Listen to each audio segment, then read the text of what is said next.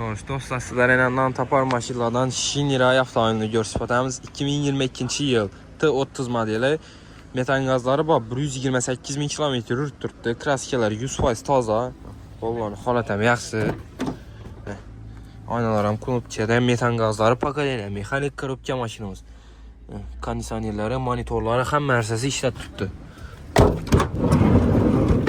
Tellərlə linoleumlə döşəlgən 11 mesdə.